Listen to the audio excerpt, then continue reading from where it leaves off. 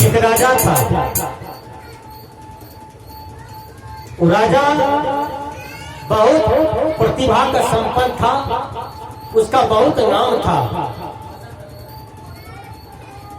जोगी फकीर में देखते हैं कभी काल भरमते भरमते किसी गांव में चला जाता है और शाम जब होता है, जैसे शाम में चिड़िया घोंसला चला जाता है, उसी प्रकार शाम जब पड़ जाता है तो सबको रहने के लिए घर चाहिए। जोगी फकीर संत महात्मा साधु उनको भी एक घर चाहिए, घोंसला चाहिए रहने के लिए। वो कबीर साहब जी जाते जाते राजा के घर के बगल में शाम हो जाता है। राजा साहब को कबीर साहब कहते हैं कि हे राजा, शाम हो गया है, आज आप अपने मुसाफिर खाना में हमको रहने के लिए दीजिए। राजा को आग बबूला हो गया, कहा ये राजडौरी है और तुम साधु होकर के कहते हो कि ये धर्मशाला है, ये मुसाफिर खाना है। अब विचार कीजिए, जिस दुनिया को अपना घर नजर आता है कि ये मेरा घर है, ये मेरा धन है, मेरा दौलत है, ये मेरा परिवार है, उसी में संत महात्मा देखते हैं कि यहाँ कोई किसी का नहीं है। सब झूठे रिश्ते नाते को बटोर बटोर करके कहते हैं मेरा है, लेकिन कोई किसी का नहीं है। राजा आग बबूला हो गया, कहा महात्मा जी ये राज दरबार है, ये मुसाफिर खाना है नहीं, आप जाइए कहीं पर और शरण ले लीजिएगा। लेकिन कबीर साहब बार बार प्रश्न बनाते जा रहे हैं, प्रश्न दोहराते जा रहे हैं कि ये तो धर्मशाला है, ये तो मुसाफिर खाना है। राजा आग बबूला हो गया। राजा ने कहा इस महात्मा को पकड़ो और ले चलो, कल इसको फांसी की सजा दे देते हैं। कबीर साहब को ले गए और हाजत में बंद कर दिए। जब बंद हो गया 10 बजे के पहले राजा ढोलहा दे दिया, पूरा पंचायत 10,000 लोग आ गए कि महात्मा को फांसी होने वाला है, देखेंगे कैसा फांसी होता है। कबीर साहब से पूछा जाता है अंत में कि आप किसी से मिलिएगा, कुछ पूछिएगा, कुछ बोलिएगा। कबीर साहब ने कहा तो मेरा अंतिम इच्छा है कि हम आपसे कुछ बर्ताव करना चाहते हैं राजा। देखिए, गधा को जब गधा मिलता है तो गधा लात मारता है, ये हो गधा उसको लात मारता है, वो हो गधा उसको लात मारता है। मूर्ख को जब मूर्ख मिलता है तो लाठी से बात होता है, जब ज्ञानी को ज्ञानी मिलता है तो ज्ञान से बात होता है। कबीर साहब तो विज्ञानी थे। कबीर साहब जी कहते हैं राजा आपसे एक प्रश्न है, क्या आपका 10 नंबर वाला दादाजी कहाँ है? कहा वो तो स्मशान घाट चले गए। कहा 9 नंबर वाला दादा कहाँ है? कहा वो भी स्मशान घाट चले गए। कहा 8 नंबर वाला दादाजी कहाँ है? कहा वो भी चले गए स्मशान घाट। कहा 7 नंबर वाला दादा कहाँ है? कहा वो भी स्मशान घाट चले गए। कहा सभी दादा स्मशान घाट चले गए। आपका बाबूजी जो जिंदा था वो कहाँ है? कहा वो भी स्मशान घाट चले गए। तब कबीर साहब कहते हैं रे मूर्ख राजा, जब यहाँ कोई नहीं रहा इस घर में, सब छोड़ छोड़ करके चले गए, और तब उसको तुम राज दरबार कहते हो? अरे मूर्ख राजा, जिसको तुम राज दरबार कहते हो, यहाँ से सभी दादा बाप तुम्हारा मर करके चला गया, स्मशान घाट में मट्टी में मिल गया, लेकिन तुमको अभी वो नहीं छोड़ा है।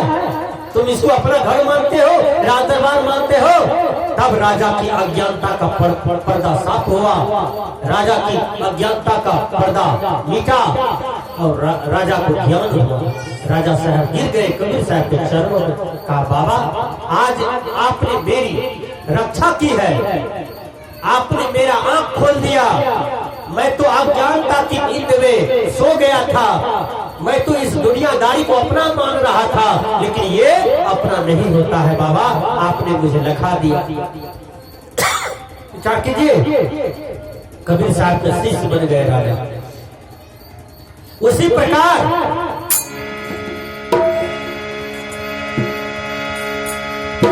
चलत बेरिया हो, चलत बेरिया हो, चलत बेरिया, हम का बढ़ावे चदरिया हो, चलत बेरिया।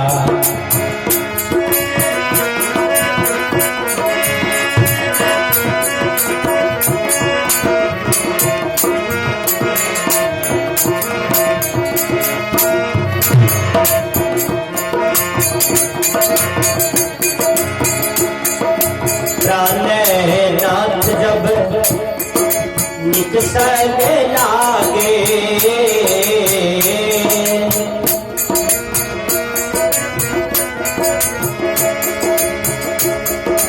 हो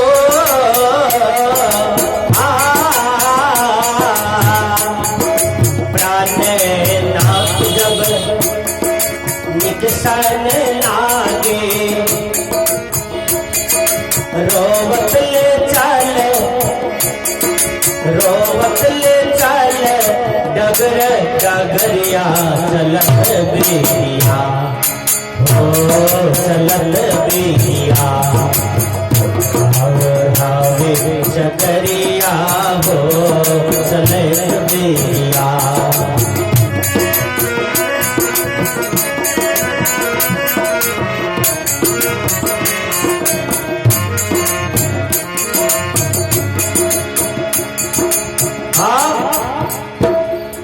एक बूढ़ी माँ बहुत कौनी मड़वा की रोटी खा करके बाल बच्चा को पढ़ाया लिखाया।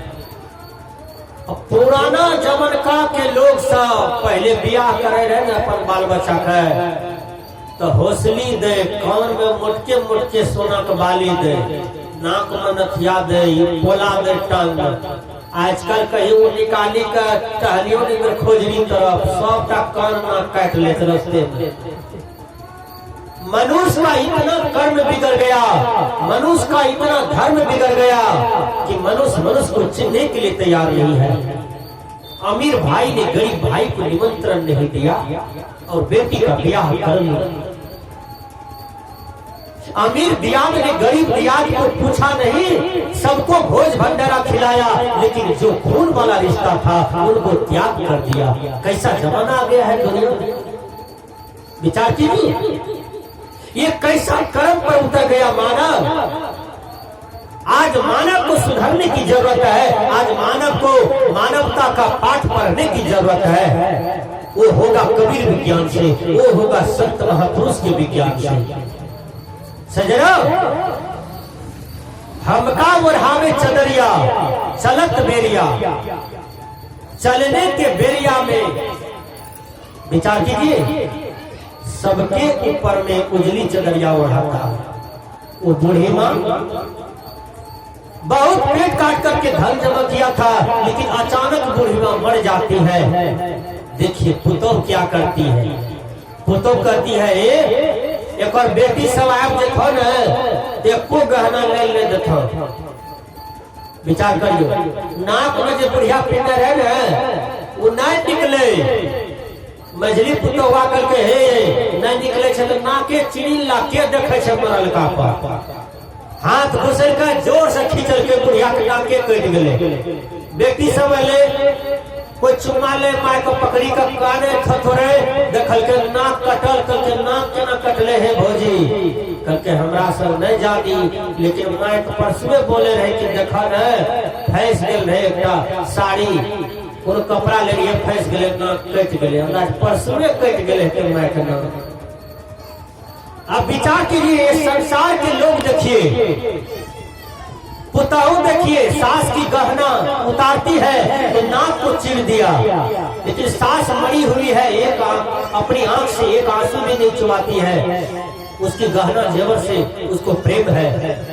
ये कैसा जमाना आ गया है कि धन को लोग स्थान दिया लेकिन अपनी सास ससुर पति को स्थान नहीं दे रहा है, सुंदर व्यवहार को स्थान नहीं दे रहा है, सुंदर विचार को स्थान नहीं दे रहा है। आज मैं देखता हूँ जो दारू पीते हैं, शराब पीते हैं, बलात्कार करते हैं, 10 लाठी खाते हैं, 10 लाठी देते भी है, वो आदमी बड़का बड़का इलेक्शन में जीत रहा है। एक इंसान बेचारा जब वोट मांगने के लिए जाता है तो सब उसको डांटता है कि तोरा से पंचायत संभलता है, तू बैठ जा, तोरा से नहीं है।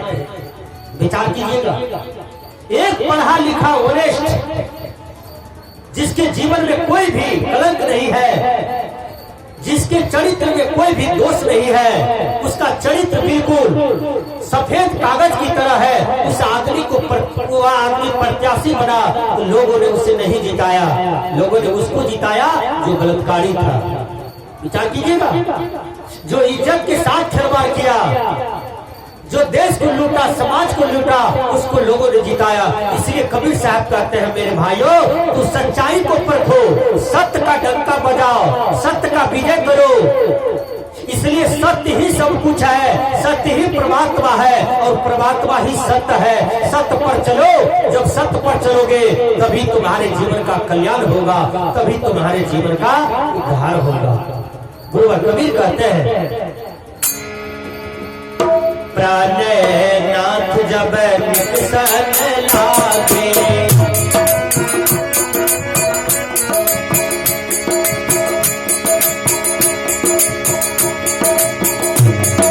प्राणनाथ जब निकसन लागे, उल्टी गई तो नैन पुतरिया चलत बेरिया, हो चलत बेरिया, चदरिया हो चलत बेरिया, चलत बेरिया हो, चलत बेरिया हो, चलत बेरिया हो, चलत बेरिया, चदरिया हो चलत बेरिया।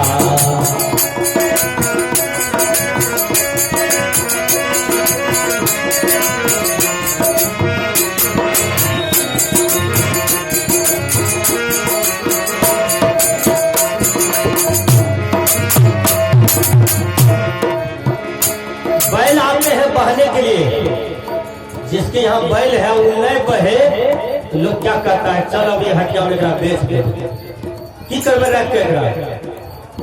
तो बैल आए हैं बहने के लिए, संत महात्मा आए हैं कहने के लिए। यदि संत महात्मा सत्य बात को छिपा ले नहीं कहे तो ये संसार तो और बोरा जाएगा। कबीर साहब ने कहा संतो देखत जग बोराना, साच कहो तो मारन खावे, झूठे जग पतियाना। झूठ मत बोलिए कोई भी आदमी, सत्य बोलिए, चाहे आपका मित्र बने न बने। क्या होगा इससे? अरे मित्रों लगता है ना, 2.5 किलो रसगुल्ला दीजिएगा तो रसगुल्ला कटाना पड़ता है, सही बात है। 2 धोती दीजिएगा तो वो कटाना पड़ता है? 3 साड़ी पहना दीजिएगा तो वो कटाना पड़ेगा। यही दोस्ती है भैया, नहीं कटाइएगा तो वो कान चपैया बिरनी की तरह हो जाएगा। कबीर साहब की तरह जीवन जी लीजिए। कबीर साहब कहते हैं कबीरा खरा बाजार में सबकी मांगे खैर, ना काहू से दोस्ती ना काहू से बैर। न किसी से दोस्ती रखिए न किसी से बैर कीजिए, इस बीच में रास्ता खींचिए, उस रास्ते से पार हो जाइए, आपका जीवन का कल्याण हो जाएगा। ज्यादा प्रेम कीजिएगा टूट जाएगा, ज्यादा प्यार कीजिएगा टूट जाएगा, ज्यादा मोहब्बत कीजिएगा तो टूट जाएगा। ज्यादा मोहब्बत करते थे राजा भर्तृहरि, किसको? पिंगला को। पिंगला उसकी पत्नी थी। अब कहानी कह देते हैं राजा भर्तृहरि का पत्नी पिंगला। अब पिंगला को बहुत मोहब्बत करते थे राजा भर्तृहरि। एक क्षण भी पिंगला को देखे बिना राजा भर्तृहरि का जीवन नहीं कटता था। देखिए, राजा भर्तृहरि की पत्नी जो थी पिंगला, वो बिल्कुल छलकपटी नारी थी। उसके यहाँ एक दहियार आता था दूध देने के लिए, उनके साथ उसका गलत संबंध हो गया। राजा कहीं चला जाता था तो रानी उस लड़का के साथ रात बिताती थी। रात इस चीज को उसका देवर जान गया। राजा भर्तृहरि का छोटा भाई विक्रमादित्य वो जान गए और भाइयों को शिकायत भी किया। भैया शिकायत तो किया, लेकिन उन तले बदनाम कपार पर आ गया। न विश्वास हुआ। आप लोग को भी कभी कभी फेरा लगा होगा टोला टट्टी समाज नगर बाजार में कि सच बोलिएगा तो मारने दौड़ता है लोग, और झूठ बोलिएगा तो सब कोई साथी बना लेगा तुरंत। है कबीर साहब ने कहा, सच कहो तो सब जग झूठे, सब जग कीजिए, झूठ कहा न जाई।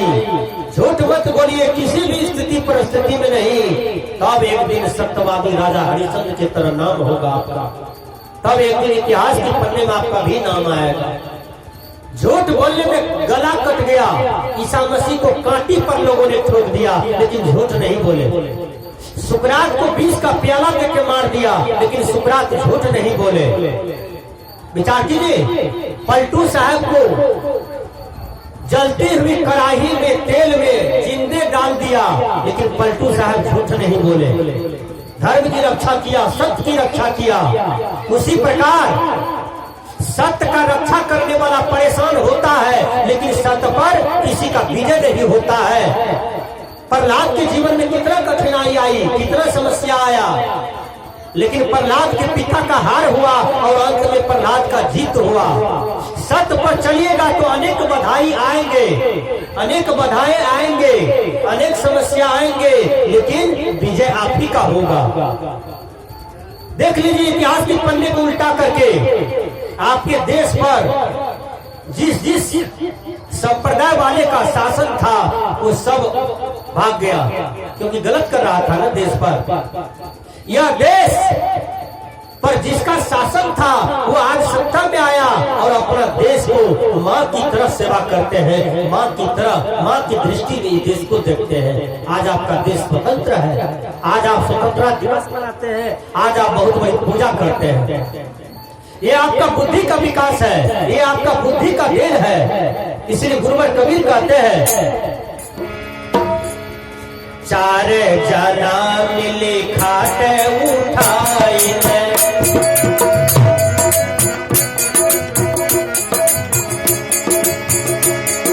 रोवत ले चले, रोवत ले चले, डगरे डगरिया चलत बिया, ओ चलत बिया, भावे चकरिया हो चलत बिया।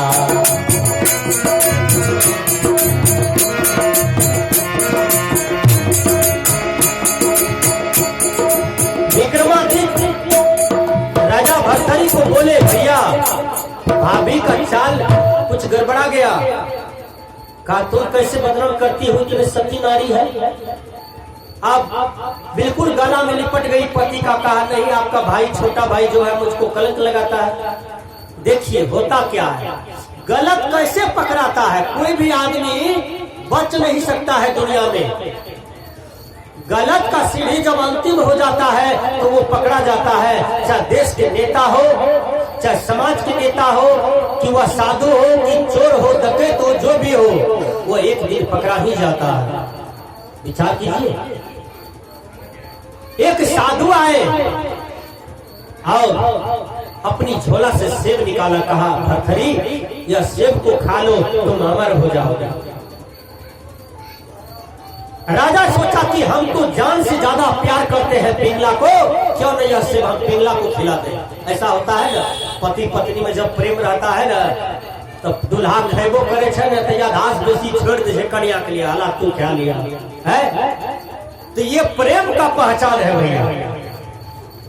विचार कीजिए, तो राजा भर्तरी पिंगला से बहुत प्रेम करते थे। वह सेब दे दिया पिंगला को, कल के हे ये सेब अहाँ खा लियो, महात्मा जी दिल के जे खेते वो अमर भ जेते, कल के दे दियो हम ललके। अब वो सेब रख दिया दहिहार के लिए, जो दूध देने के लिए आता था, जिनसे उसको गलत व्यवहार था, वो दे दिया दहिहार को कि सेब आप खा लीजिएगा, हम आपसे ज्यादा प्रेम करते हैं, यह सेब जो खाएगा अमर हो जाएगा। और वो दहिहार रानी से भी ज्यादा प्रेम करता था एक वेश्या से। देखिए वो दहिहार सेब ले लिया, गया वेश्या को दे दिया, वेश्या को बता दिया कि ये सेब खाओगे ना अमर हो जाओगे, ये महात्मा दिया है। वेश्या देखिए, वेश्या वृत्ति करती थी लेकिन उसके अंदर में भेजा था, सही बुद्धि भी था, ज्ञान भी था। वो कहा देखिए हम तो जीवन भर को कर्म किए हैं, हम अमर होके क्या करेंगे इस पृथ्वी में। अमरता के लायक है राजा भर्तरी, जो सबकी रक्षा करता है, जो सबके दुख में काम आता है। ये सुंदर राजा को अमर हो जाना उचित है, इसलिए राजा को दे देना चाहिए। वो वेश्या फल लिया और सीधे चुपचाप चले गए राजा के पास। कहा राजा साहब ये सेब खा लीजिए, एक महात्मा दिया है, आप अमर हो जाइएगा। अब राजा भर्तरी सोचते हैं भाई ये फल तो हम वेश्या को थी, रानी को दिए थे, इसके पास कैसे गया वेश्या के पास। तुरंत रानी को बुलाया, कहा तुमको जो सेब दिए थे क्या किया। कल के हम तो खा ले लिए।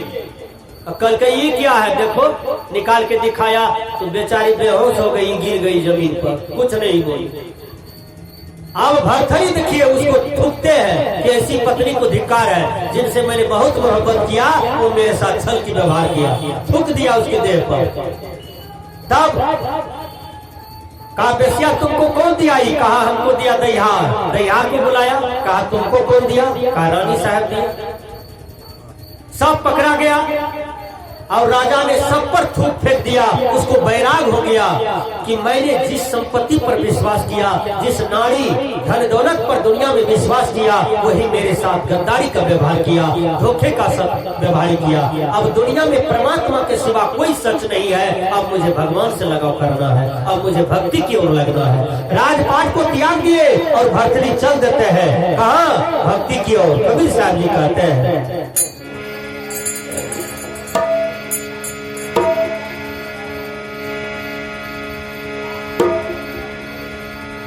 सारे जना मिली खाते उठाए, रोवत ले चले, रोवत ले चले, डगर डगरिया चलत बेरिया, हो चलत बेरिया, और हावी चकरिया हो चलत बेरिया।